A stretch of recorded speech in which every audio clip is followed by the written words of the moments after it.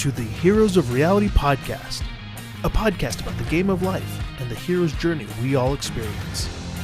Let's jump in with our host, Dylan Watkins, as he introduces today's guest. Welcome, young adventurers, and we're back with Dr. Walter Greenleaf, a neuroscientist and medical technology developer working at Stanford University. He has over 3 decades of research and development experience. Walter is considered the leading authority in the fields of digital medicine and medical virtual reality technology. He is a distinguished visiting scholar at Stanford University's Virtual Interaction Labs, including many other things. He also sits on the board for early stage medical product companies, accelerators, incubators, and so on. And without any further delay, and hopefully with no audio issues, I'd like to bring in Walter. Hi, Dylan. It's good to be back with you. Good to see you. I know it's been so long. It's been so long since I've seen you. I'm so glad to see you. Thank you so much for making this happen. In full disclosure, we had some audio issues. We cut the last one. Probably going to lit it on fire and throw it off the edge of a mountain. But we're starting fresh with this one. So I appreciate your patience and working with me to troubleshoot through all of this. My pleasure. And by the way, very tried and true in terms of it shows that you being seasoned in the technical space where you're like, okay, let's troubleshoot this now. And you very patiently and very kindly walk through the processes. As you know, demos in VR technology, all of this cutting edge technology usually is grounds for something breaking or being destroyed. Do you want to talk to me about your experiences with demos and other technologies not going the way you expected and how you've had to possibly pivot and improvise? Oh, well, you're absolutely right, especially with emerging technologies. You just need to know that even though you often will have a receptive audience of early adopters who are excited to have you there, that there's going to be port problems, there's going to be technology crashes, there's going to be bugs. That's sort of the dues you pay to have something that's next generation, and you just have to roll with it. Yeah. I'm sure that I'm sure almost everyone here has had their frustrations with technology. Yeah, 100%. And bleeding edge definitely makes you bleed, so you feel it for sure. And yeah, this is going out to groups of developers they like. So if they have any questions or comments, feel free to throw them through the chat bar, and we'll try to answer them if they pop up. So last we were talking, I'd like to talk a little bit about this. We're talking about using virtual reality for transformative change, for mental wellness and the alike.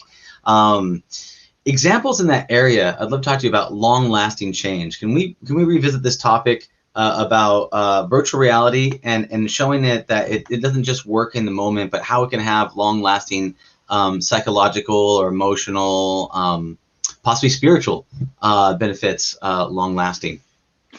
Well, I'll start out with describing the basic neuroscience principles behind why virtual environments, immersive environments are so powerful for the purposes that we're using them for, and how we can design systems to leverage that effect. There's a lot going on.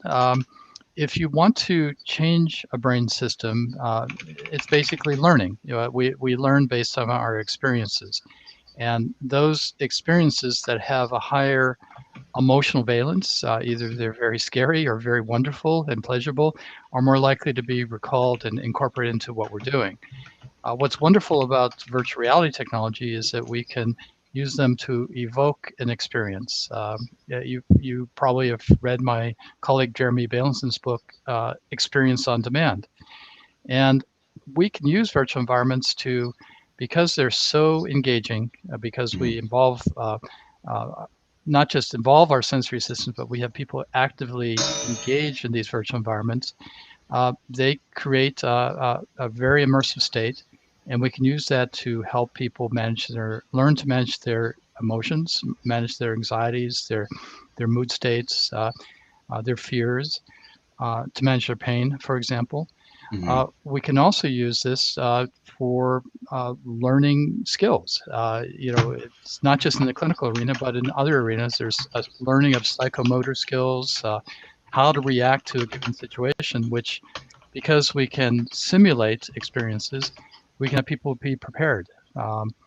One thing that we've done at the Stanford Children's Hospital is create an experience where we basically do stress inoculation. We have children who are scheduled in advance for a very perhaps scary procedure where they're very worried, their parents are worried, their friends are worried about it. We can have them do a walkthrough starting in the parking lot, go to the check-in desk, get a tour, meet the clinicians, and learn what's going to happen in advance, have someone guide them through it who's been through it before, and this reduces the anticipatory anxiety. So it's virtual environments are a very powerful way to couple a story behind the experiences too. Instead of just having it be something that happens to you, you can have a narrative arc. And story is a very powerful way for people to feel connected to an experience, the hero's journey, as you would say. And we can build that into our healthcare system. Healthcare is difficult, and if we allow people to be part of their own healthcare quest and have some agency, we get better results. So there's many ways that virtual environments can be used to shift attitudes, to shift behavior, to teach skills, such as learning how to say no to peer pressure when you are trying to cut back on your use of alcohol and you need to practice saying no to friends or to manage your cravings. I can give other examples, but those are the basic principles. Those are great, and you're right. And applying as you talk, the narrative stories to the person's lives and being able to recreate them is very powerful. Especially, it's easier said than done. He's like, oh, I want to lose weight, diet and exercise, no problem. I'm depressed, just be happy. It's like, yes. But in order to actually unpack that and be able to actually reassemble that, to change someone's narrative belief patterns, to change their core beliefs into something else, it's like to see the mountaintop, but then to actually climb it is two very, very different experiences as you're going along the journey. What are some typical unexpected roadblocks that, let's just say there's young and up and coming startups that want to get into space, and you're like, it's just super easy. I'm just going to have them do this, and then the world's going to be better. What are some unforeseen things do you think are challenges that may arise for people that are on this mission to create some sort of it could be a mental health VR product, or it could be another health VR product that's out there? What are some unforeseen roadblocks that might stop them in their tracks? Easy question, but I also want to make a bookmark. I want to come back to the question of the power of VR for changing attitudes too, because there's one more method that we should discuss. But sure, let's talk about some of the barriers and roadblocks to developing products for health and wellness or clinical care. What I often see is people coming from the gaming arena or from the tech arena or from the clinical arena, building something, and if they're savvy, they'll bring in colleagues from the related disciplines. They'll bring in, if they're very good at game design, they'll bring in people who are experts at the healthcare issue they're addressing. So often very great teams get put together. The challenge, though, is often they're not researching the effect of what they're developing on the healthcare ecosystem. A clinical environment is very highly evolved. There's a need for efficiency. It's often very expensive. There's long waiting lists to get in to see a doctor or a adjunct health professional, and so the systems aren't easily perturbed by introducing new technology, even if it creates better results, is really amazing in terms of what it does. If it takes extra time, if it adds an extra hour to the day of the clinicians, if it means more paperwork, if somebody has to worry about charging the batteries, and that's often the neglected part, is understanding the effect of the new technology onto the healthcare ecosystem. How does it connect to the IT infrastructure? How do we protect patients' security and privacy? How does it affect the revenue of the clinic? Does it mean more paperwork? So that's the part that I think is often missed, because it's not nearly as exciting as designing a new intervention. But even if you have something that you can prove improves healthcare, it's not enough. You have to show that it improves healthcare and doesn't unduly perturb the system of the clinical environment. Mm. I think the other thing that people don't often appreciate, unless they come from the academic research arena, is the importance of being able to demonstrate that what you've built is effective. Most of what we're doing in the VR environments for healthcare is safe. We're not putting things under the skin, or we're not swallowing them, but are they effective? And are they effective to justify the extra hassle or cost of putting in a new piece of technology? So that's often something that many of the experts that are developing early stage products aren't aware of, how important that is, and how to go about doing it. Those are the major roadblocks, I would say. That's great. So a couple things you're talking about there, it's true. I mean, one is just, it's human behavior. You could have the greatest thing in the world, but there's massive friction to use it.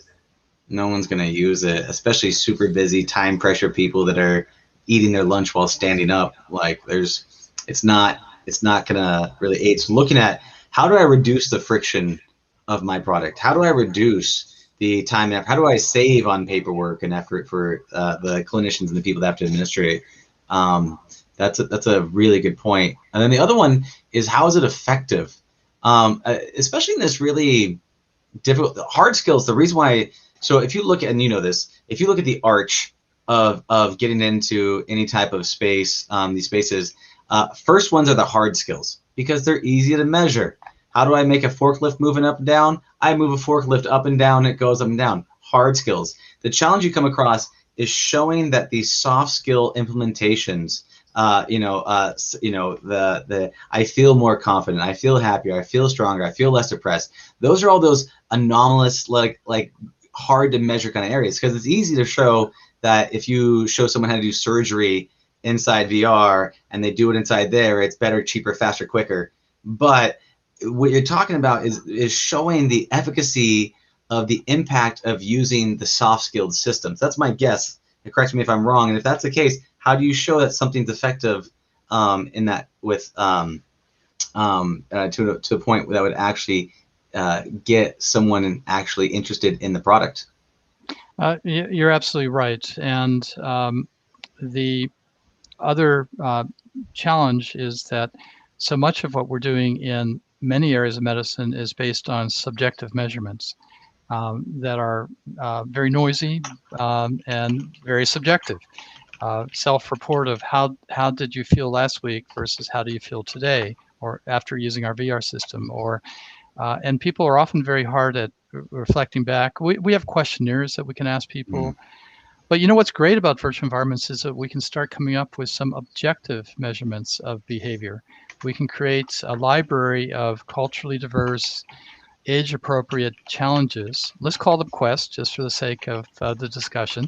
Thank and you. We can challenge people and see how they behave. And also we can capture, because we're instrumenting them, we can see their gaze direction, their eye direction. We can measure their heart rate and respiratory rate. We can see how calmly or jerkily they might move.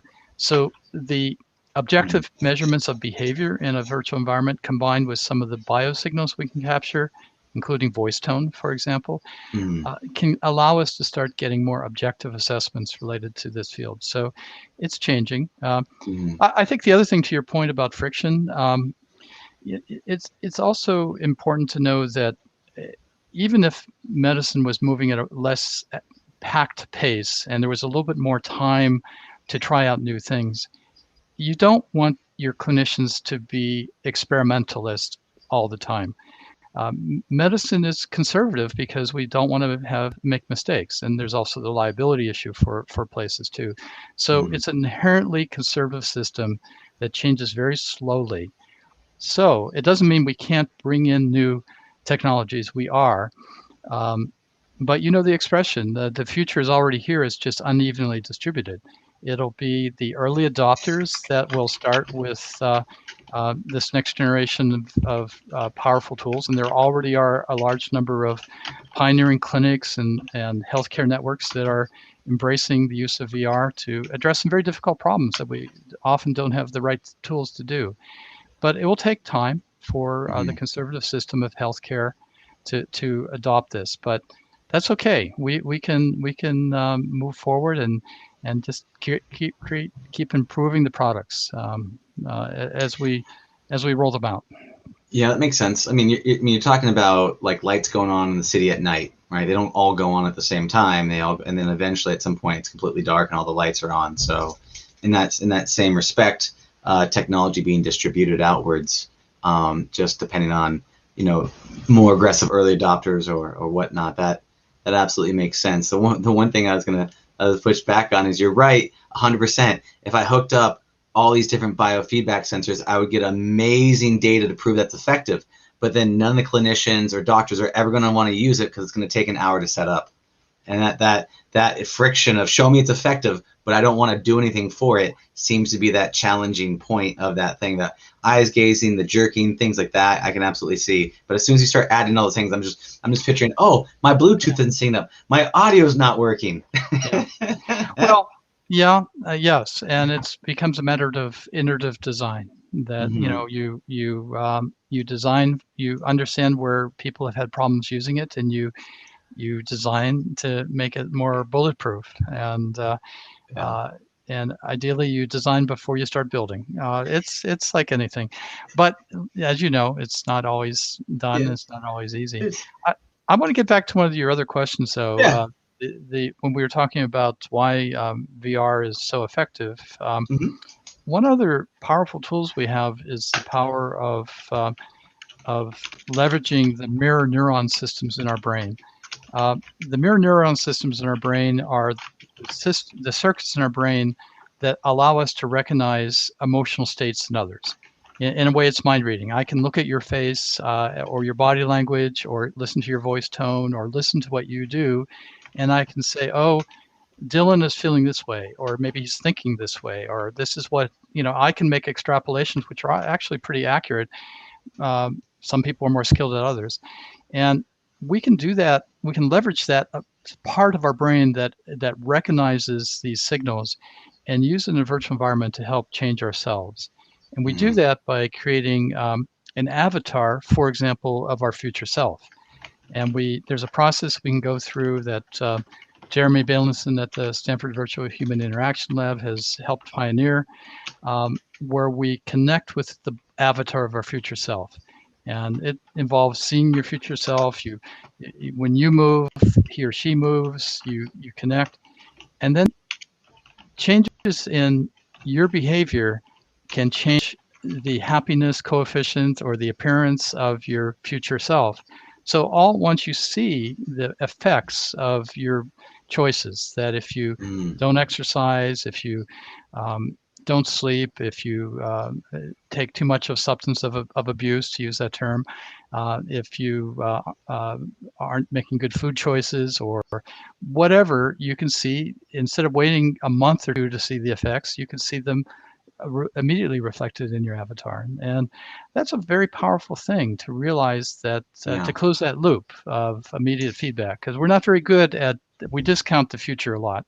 There's this weird situation where there's some sort of cognitive dissonance between us and our future selves. There's this disconnect that we have, that we're constantly kicking the can down the thing, and for the immediate pleasure, the immediate gratification, for the immediate survival pattern, whatever that thing might be for that moment, you then pony up the tax bill to your future self down the line.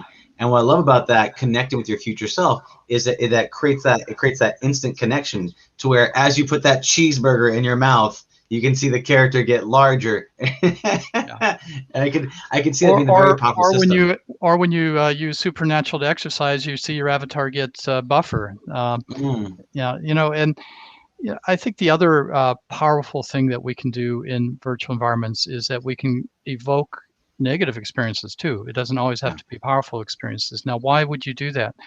Well, if you want to help someone who is dealing with chronic pain, or if you want to help someone who has had a traumatic experience or is grappling with a fear of heights or a fear of flying, you need to teach them the skills to manage that state. But you can't just say, hey, imagine the most painful thing that's ever happened to you, or imagine the thing that you fear the most. Your brain won't go there.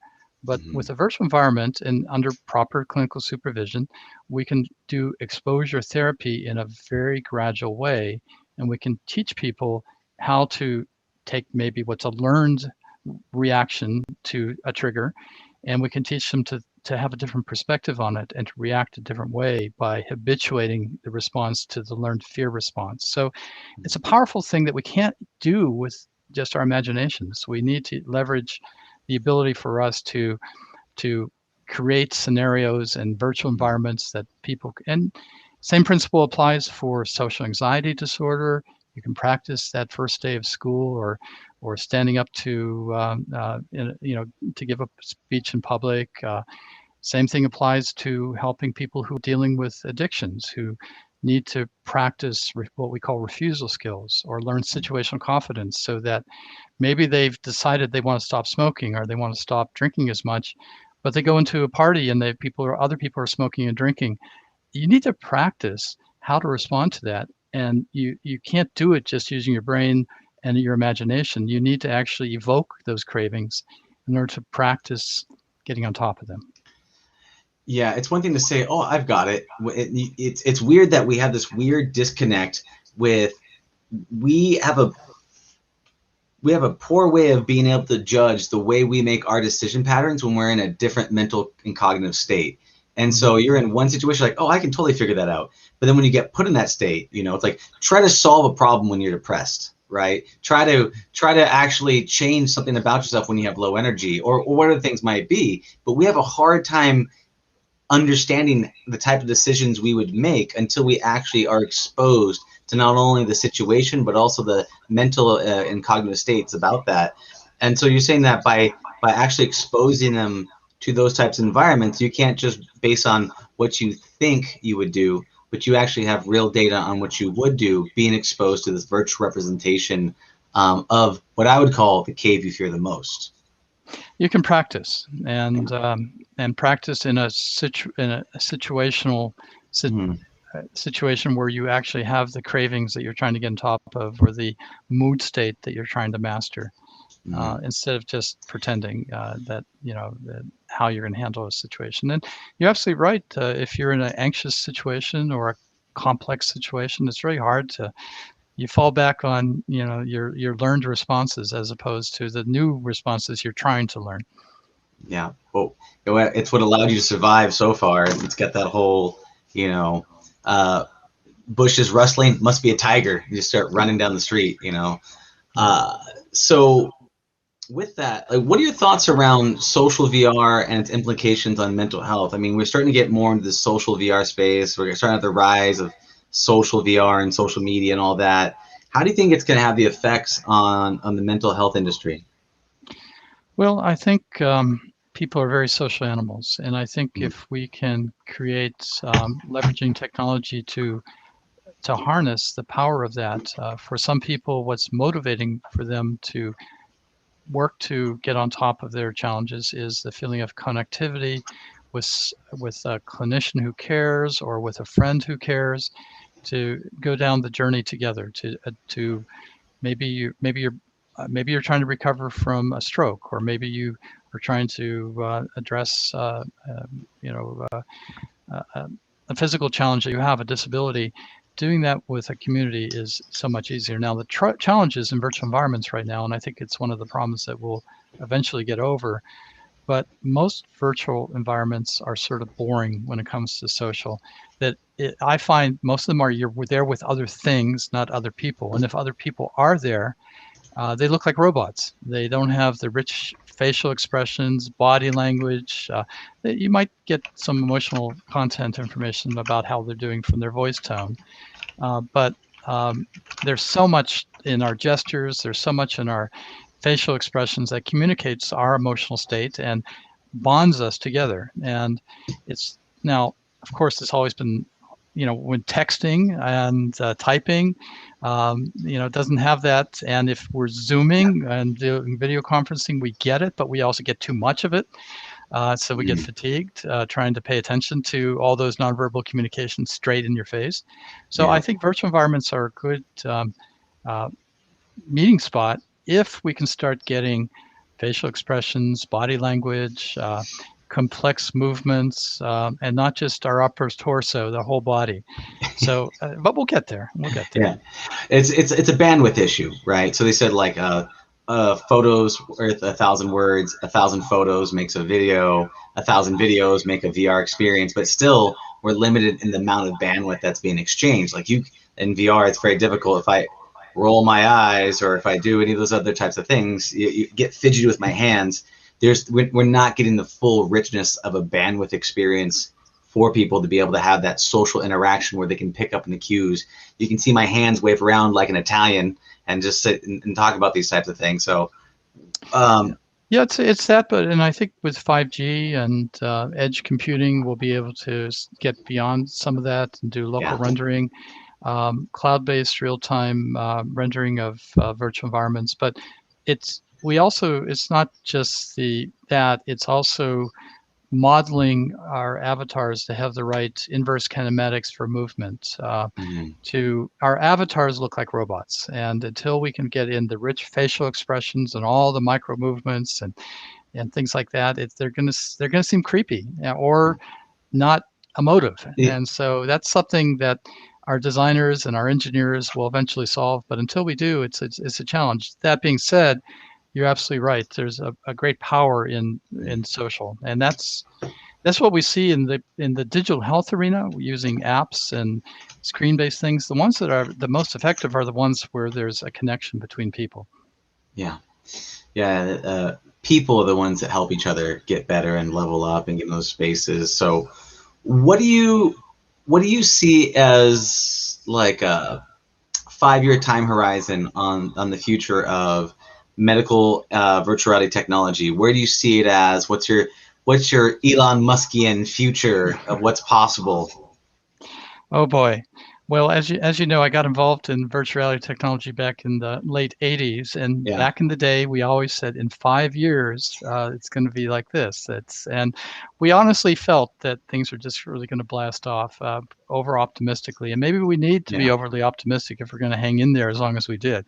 But my colleagues and I were overly optimistic. That being said, I think in 5 years, what we're seeing right now is some very wonderful clinical applications and also some wonderful health and wellness applications that are available right now that make a big difference for some very difficult problems in healthcare and in health and wellness. But they're not out there as the usual and customary. They're being used by the pioneering hospital networks, the pioneering clinicians, the pioneering individuals who are embracing technology. So in 5 years, I think what we'll see is more. I think there are some large healthcare networks that are conducting research studies and investing in VR technology because they think if properly deployed, it will improve our healthcare and thus improve their long-term costs. I think having the payers, to use that expression, be involved is going to make a big difference. And I don't think it'll take 5 years. I think we'll start seeing reimbursement for some of these clinical procedures, more reimbursement. We already have some. COVID, for all its horribleness, has also put a lot of wind in the sails of telemedicine, and virtual environments are part of that digital healthcare revolution that has been propelled forward by our need to find other ways to provide healthcare. So I think we will see, I'll try and be cautious here in what I'm saying. I think what we'll see is what has already now been validated and demonstrated as being very powerful ways to treat brain injuries and stroke, very powerful ways to help people on the autism spectrum learn social skills, very powerful ways to help people with post-traumatic stress get on top of some of their triggers and anxieties. I think we'll start seeing that moving from the elite teaching hospitals and medical centers and pioneering places to more to the rank and file. And I think we'll start seeing pharma companies using virtual environments part of their drug testing routines and coming up with more objective measurements, especially in behavioral medicine and CNS. I think we'll start seeing a lot more telemedicine provided over virtual environments. So I think that's about as overly optimistic as I should be on this conversation right now. That's gonna put a flag in the say. He said it here. Everybody, go get your VR tickets. One thing you touched on, I think was really interesting. So you're right. I mean, there's a trickle down effect of money, right? It's military, big giant businesses, and possibly the medical companies that can afford it, pharmaceuticals, right? They all have the capital to be able to afford this. But a lot of this innovation that's happening in the medical space, I mean, a lot of the innovators, in order to get up into those areas, it's a challenge. It's a financial challenge for them to get in, to be able to actually get it to a point where it's effective, where it's safe, where it's validated. What recommendation would you recommend for people that want to do, like, get funding for stuff like this? People that maybe can't bankroll this whole thing, because as you know, VR is expensive. Medical testing is expensive, so you're going to take those two things and put them together and have a slow roll on that. How do people be able to financially support or fund these types of mechanisms? Well, let me give three potential pathways to go, maybe four. Well, first of all, I think it's getting better. Finally, some of the larger titans in the industry are jumping in. Penumbra, for example, is a public medical device company that has made a substantial commitment to medical VR, and that's going to be an example to the investors that if a company has a product that might fit on the Penumbra platform, for example, or might stand alone and have be able to leverage the momentum that a public company can make happen in the medical arena, it's just going to open doors. And some of the larger pharma companies are teaming with VR companies to do combination therapy of their medications with the power of virtual environments. So having these pharma companies and medical device companies come in will give greater comfort to the investors that there's a pathway for acquisition or exit. Therefore, they might make some money off of this. I think also the other reason to be optimistic, and so to answer your question of what can a early stage company do, is find partners or go to your investors and point to the fact that there's a potential group that could acquire you later on if you continue to do great work. I think the other thing to keep in mind is the tech titans have a vested interest in building out the enterprise. And one of the biggest enterprises in our world is medicine. I think it's about 20% of the U.S. economy. So Apple, Google, Facebook, Sony, they all have an interest in seeing their technology applied to the medical vertical, and they might be able to help with investments or facilitations there. I think also medicine is changing. It's not just being done at a hospital or clinic, whereas there's a lot of applications in the health and wellness arena. And there's also groups like Walmart or Amazon setting up their own healthcare clinics and investing in their own healthcare networks. So it's not just the way it used to be. And so there's the continents are colliding. Health and wellness is no longer a separate zone from clinical care. And telemedicine is surging because of COVID. So to answer your question about where to get money, well, just pay attention to where the big guys have a vested interest in seeing you develop something on their platform to help them sell more of their expensive gadgets that they've invested a lot of money into developing. The other place, of course, is government-funded grants and research. Our government and other governments have a vested interest in improving population health. And the venture groups, once they see a few exits, which they will see, there's been a significant amount of investment recently from different venture groups. They'll be investing in startups more than they have before. So there's a couple pathways to get funding to bring out cool stuff in medicine. That's awesome. Yeah. So I mean, you highlighted a number of ways, but the general punchline is find big partners that what you do will help benefit them. Reach out to them and say, look, if we put this on your platform, we can help you sell more widgets, whatever those widgets might be. So let's work together. Or reduce your costs. A lot of hospitals and clinical networks have innovation officers who are searching for ways to improve their efficiency. And again, you have to validate, you have to work with them, but they will often be a source of funding and collaboration to help make that happen. That's awesome. That's great. What do you, in terms of what advice would you give to companies that are looking to get in this space, young up and comers in this space that want to get started but they don't know how? What would be some advice to you for people that are looking to innovate in this space, that have a passion? They're like, I want to use VR for good, and I want to get into this space, but I don't know anything about this. I just bought this headset, and it's like Nintendo Christmas. Kids, you don't know about Nintendo, but back in the day when you get a Nintendo, it was really awesome, and then your mind would get blown, and you'd hug it. So there's going to be a young kid whose mind got blown, who hugs his Oculus Quest headset, who wants to bring it into for some good. What advice would you give to someone like that that's up and coming in the space? Well, I think to really get involved in this, it's a team effort. You have to find your partners to do it, and it's more. Often I'll see groups that they're strong. They come from the technology arena. They understand sensors and computers, or they come from the gaming arena, and they understand how to promote adherence to get people to come back and enjoy what they're doing, and they create very beautiful environments. Or I see people that come from the clinical arena who understand the problems very well and what's needed. I've seen groups where they put together a team of people from all those communities. Often what's missing is someone who understands the business of healthcare. There's if we create it, they will buy it attitude.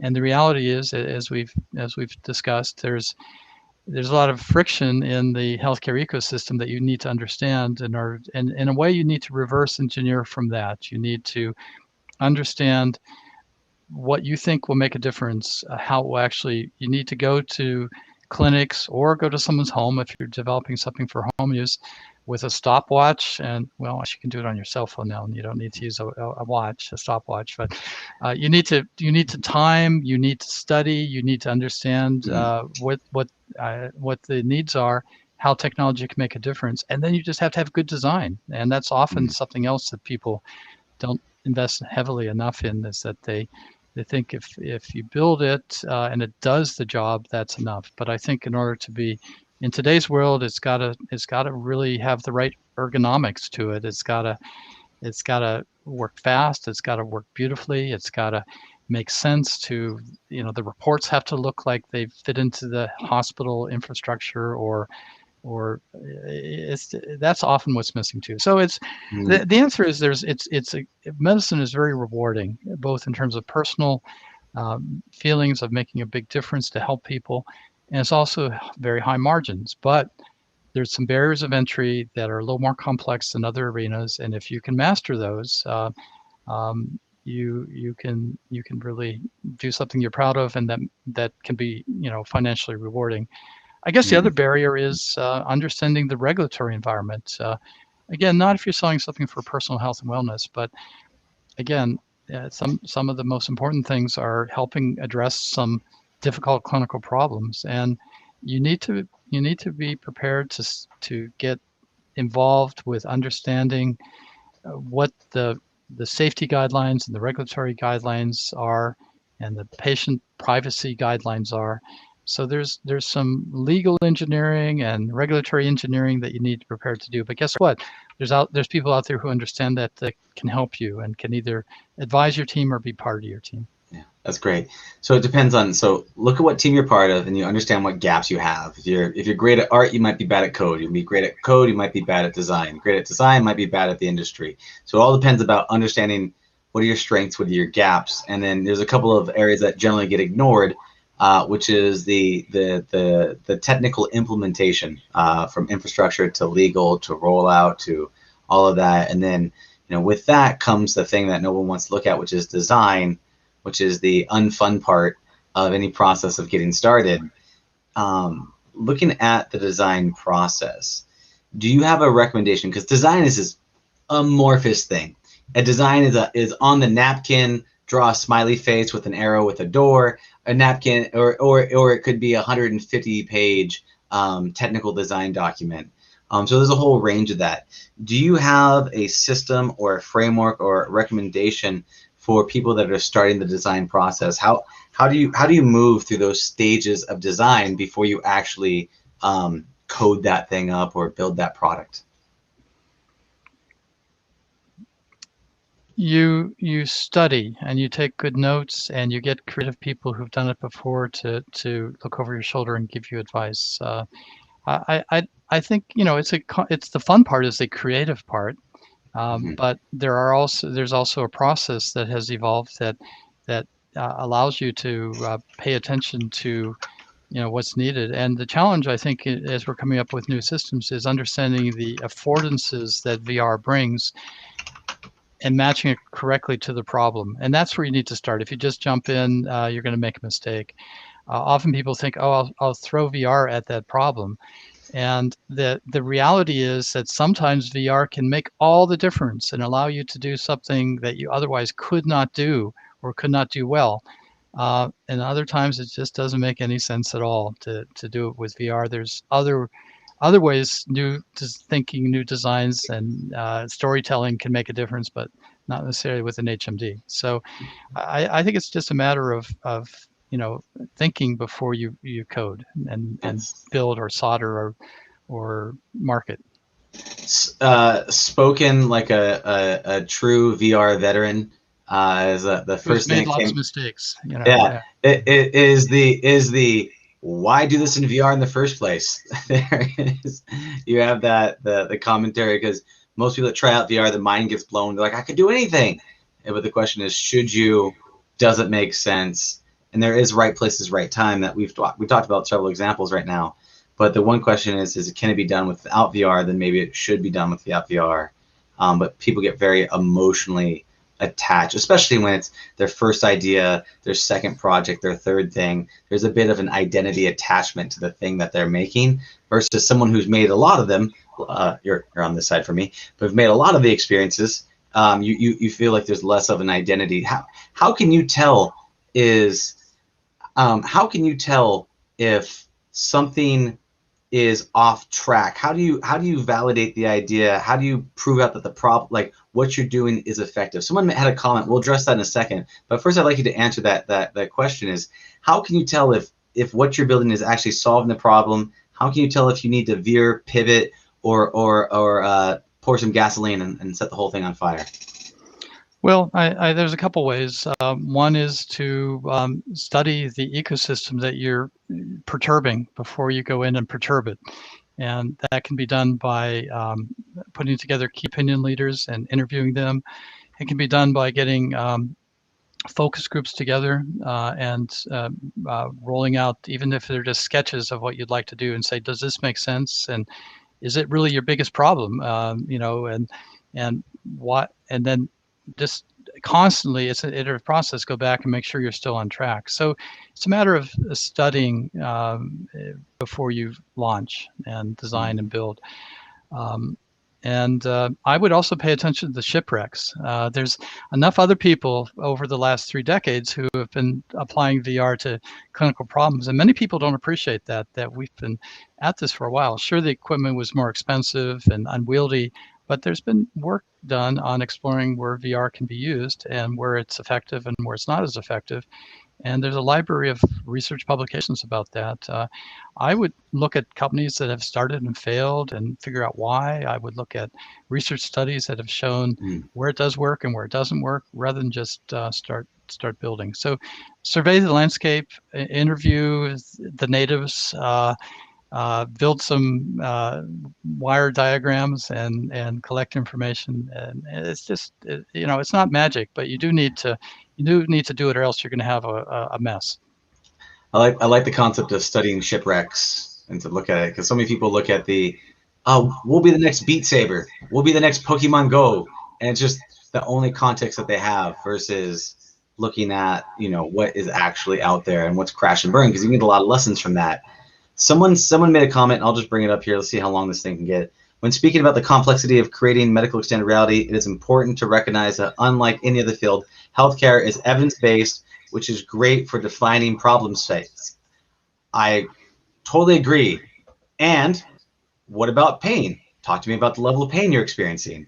Talk to me about those things. There's this, you're right. There are certain problem sets that are identifiable, and there's certain ones that are subjective based as well, which is hard to identify. Those more amorphous things. It's like pain, like feelings and sensations. Walter, what are your thoughts on that?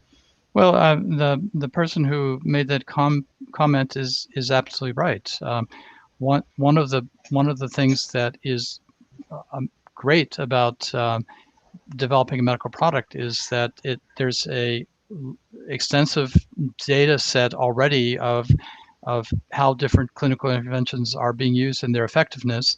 And if you innovate, you can see how, if you take the trouble to measure and design good studies, you can see how your innovations improve the long-term outcomes in healthcare. It's an area where we have a library of data, and if you work with somebody who has an electronic medical record and a large data set of people with similar indications and similar results using the usual and customary, you can compare. That being said, keep in mind we're also innovating. We're coming up with ways to take what is subjective and might be viewed as very noisy data because it's been self-reported or casual observations, and now we can turn into things where we actually measure movement. We're actually measuring attitudes and eye gaze and behavior in a virtual environment, as opposed to just saying, how are you feeling? And so I think the resolution of our evidence and our data is going to start getting better. And that's both an opportunity. It's also a challenge. We have to come up with new ways to score things and name things. And but we're getting there. Yeah, part of being in the pioneering space, it's all wild, wild west, and there's no continuity of definitions. And for the Facebook user, I'm sorry, I don't have your name. I think you have to sign in, do a thing. I don't know, give Facebook something, but I can't see your name, so I couldn't call out who that was. But the difference, one thing you're touching on right there, and one thing I want to talk about real quick before there's another comment coming in here. But one other question we're going into that is, what about the VR technology and all this scares you? What is a concern you have for the technology coming up? Good question. I'm so glad that was asked. I'm obviously very enthusiastic about the potential upside of what we can do with technology. I do think also, though, that as we get better at capturing information that reflects people's cognitive states or their mood states, that I think within the clinical ecosystem, we have ways of protecting that information. They're not perfect, but they're there. But the same algorithms, the same sensing technology will probably also be used outside of the clinical environment and migrate there. And I'm worried that someone, for example, will build into some multi-user online gaming environments ways of identifying whether someone's depressed, what their level of anxiety is, or how well do they handle emotional challenges. And that this information, because it's not collected in the clinical environment, will be put into a file someplace, and somebody will apply for employment, and the employer will have access to a database, and they'll say, aha, this person is potentially a problem based on their behavior in some online game they played 10 years ago and some algorithms. So I'm worried that the paradigms that we're pioneering in healthcare that will help us do some amazing things will also be applied outside of the healthcare environment, or even in the healthcare environment inappropriately. Another concern I have is we start using machine learning and algorithms to do a diagnosis. If we're not super careful, we're going to bake in our biases to that. And that, especially since if we're referring to already collected data sets, which already have biases built into them. I guess the third concern I have, I'm sorry to be listing all these concerns, but no, that's great. Yeah. That's a great question. Yeah, thank you. But the other concern is we don't know the effect of spending a lot of time in the virtual environment on the developing brain. There's a disconnect between, we're fooling the vestibular ocular system by putting our screens very close to our eyes. It's not really, there's an accommodation based on distance that we're not necessarily able to so I'm worried about if children whose parents work 3 jobs and they're at home and they spend X number of hours in a virtual environment, and we don't know the effect on the evolving visual system in youngsters or really on adults either. I'm not really that worried about it because I sort of feel that it's like you get in your car and you get in sort of get your sea legs for driving like this, and you've learned that. But when you're not in the car, you're not going like this when you're trying to move someplace.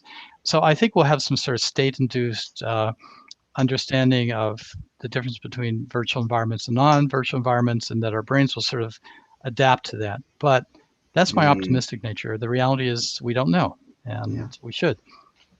Yeah, the car example reminds me of anytime you put a dog in a car and they're trying to adjust to the environment as they're moving around. They have no idea of predicting the turning patterns, where we just kind of intuitively lean into the turns and all that. That makes a ton of sense. And it's also frightening what you're talking about if you're playing some sort of online gaming situation and you get labeled as depressed, get labeled as whatever the thing might be, and then that data gets shared and sold and whatnot, and then you're forever labeled as stinky or whatever that terminology is. It reminds me of the old rap sheet back in the day. It's like, oh, if you're tardy, that's going to go on your permanent record. And that permanent record was this giant fear monger thing of, I'm going to try to control you through fear. But this is even worse because it never allows people to express themselves. And that's one thing I'd love to talk to you about is, you want people to express themselves, to share their feelings, their emotions, their whatnot, to do that. But at the same time, there's all this fear and judgment around going into a permanent record, about being judged, about doing those things, and also different medical institutions wanting to protect themselves. So how do you get people to open up and share that stuff without it being attached to something that has a negative repercussions on it? Does that make sense? Yeah, I think there's two things that we can do. One is we can put guardrails where we come up with best practices and rules and laws that can, say this is what needs to happen to protect the public good and individual privacy, and do our best job to enforce those. And I think in the healthcare environment we're better than in many other environments, but not always perfect. However, I also think we can. It's a trade-off. Often people will trade, information for improved value. If I'm using a virtual reality product that helps with get over a problem with like chronic pain or recover from my stroke, and if there's a risk that some of my information might be leak out, maybe as part of a clinical trial, and I often, as long as I know what the risks are I'm taking and what the benefit is. And that's the other thing that needs to be designed into these products, is to make sure that both on an immediate level, but also on a global level, there's benefit. And people will often say, "Sure, I'm in. I will do this, even though it's new and even though it's unproven. But I want to make sure there's benefits for me, and I want to make sure there's benefits for society." And that's often the trade-off we have to make. Yeah. One thing that was really interesting, speaking, I was thinking about the things that terrify me. I came across at like 3 a.m. on a subreddit, which was a title. We have treatment for things that terrify you, Dylan. Simulate me waking up at 3 a.m, going to subreddit, reading terrifying lines about stuff. It said we'll use aversion therapy in this case. Thank you, appreciate that. Now, I need a little lecture that just shocks me every time I hit the Reddit button. It was a title that said, "Ex-head of Oculus Research Labs creates AR/VR telepathy." And so what this was is, I don't know if you're familiar with Mary Lou Jepsen. Yeah, I know her. Yeah. Okay, so I was watching that, and the thing she was talking about how they had the toggleable AR/VR glasses, right, from virtual reality, augmented, and back. But then she took an array of camera sensors and put them inside a helmet, basically making a functional MRI scanner that is 1/1000th the size and cost and all that stuff that fits in your head. And she was talking about how we can, wearing it for a couple of hours, you can kind of get some insights, but wearing that for thousands of hours and knowing what you look at, knowing what you're doing and knowing what you're seeing. I mean, this type of technology, seemingly, if it's like any other thing, in the next 5 years will be out, or 20 or 25, but it's going to come out with these functional MRI scanners and this AR VR technology. Not let alone the whole Elon Musk plug your head into the chip and then use a Bluetooth connection to open up your app, which is a thing. What is your thoughts around that integrated MRI and VR AR technology? Good, bad, pros, cons, all of that. What are your general thoughts on it? Well, it's like any technology that's evolving. It can and will be used to do things that aren't cool. And there's also the reason it's evolving is hopefully to do good. Yeah. And I think a good defense is an offense. Let's just go in and leverage this to do amazingly good things. And with an aging population, we need to come up with. We've got a big problem that's just 20 years down the road, 10 years down the road. It's not a matter of theory; it's just the math. With so many people that are living into their 90s, with the boomers getting up there, and 2 out of every 7 of us are going to have neurodementia. There's with other concomitants, it's going to be very expensive and uncomfortable if you happen to be in that age group. We need to be aggressive about finding out solutions that can improve our healthcare system, and we need to start now. So when I hear about innovations like what Mary Lou Jepson is doing, I think fantastic. Now, about the concern about the downside, I think again, and there's other technologies emerging too, like FNIRS, which is a way to relatively inexpensively get a measurement of the activities of the frontal cortex without having to be in an imaging machine.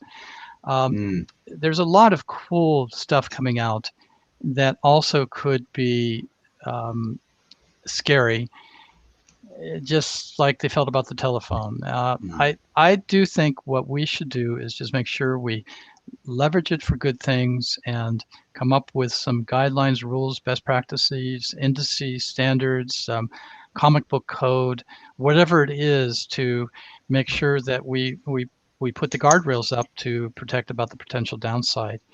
And that's, as a culture, that's hopefully what we've already done, always done. So hopefully not too late in this case.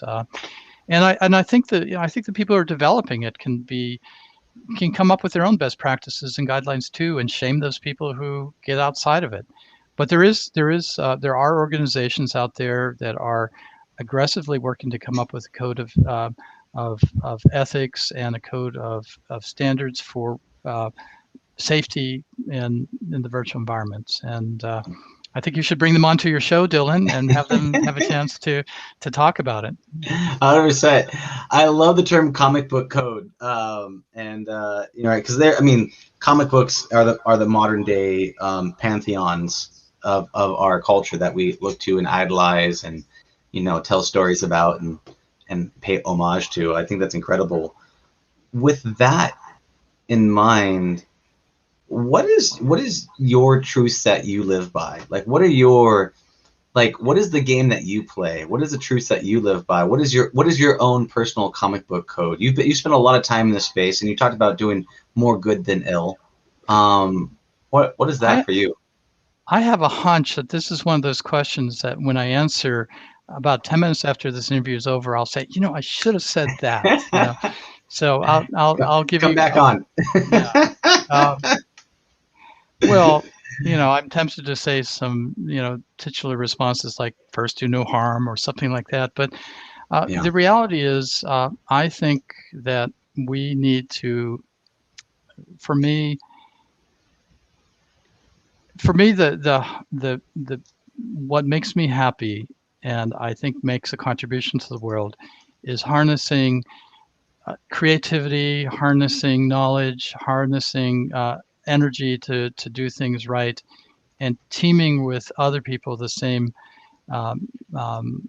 goals to make stuff we're proud of. So I always try and optimize for something that not only will I be proud of, but what will my colleagues be proud of. And that often is, it's an exercise to do that. So I guess I can't really, I know I'll think of things later that are part of my code, but to me, it's, we got to move fast. There's a lot of work to be done. There's a lot of people who need what we know how to do out there, but we can't do it alone.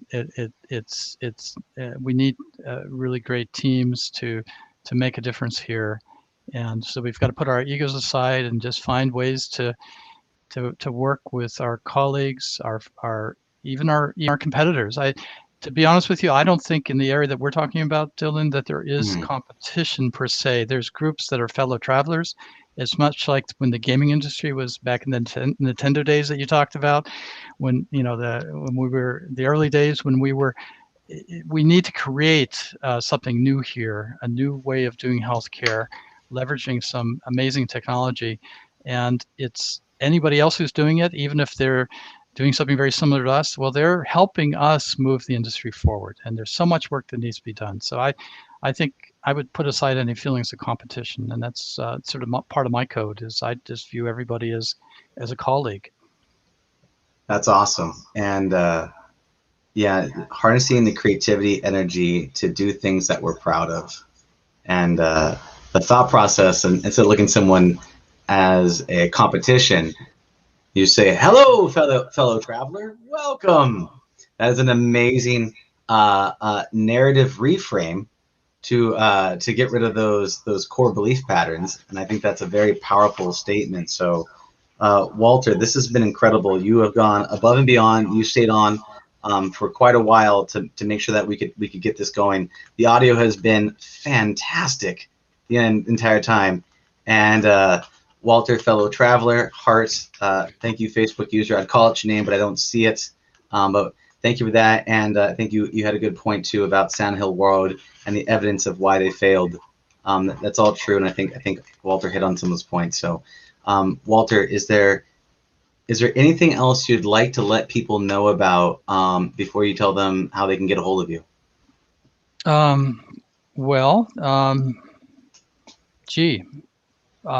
There's an infinite number of things I'd love to make sure that people know about in this area because I'm very passionate about it. But I guess to try and come up with one last one, you might want to check out the International Virtual Reality Health Association, IVRA. It's a group of scientists, engineers, clinicians, business people, everybody in the healthcare ecosystem who's passionate about applying VR technology and AR technology to healthcare. It's an organization that I think is doing the right thing and doing it the right way.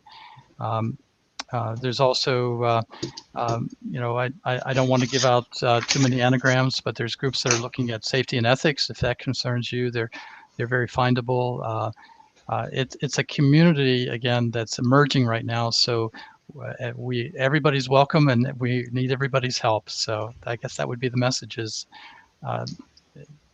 take your skills and bring it to this emerging area because there's a lot of work to be done and a lot of fun to be had too. Join us, fellow travelers, on this journey together. I love it. Bring some food. Bring snacks. I know. Do you have any healthy organic pizzas over there? The hackathon food of choice. Great. And how do they find out more about your work and what you do?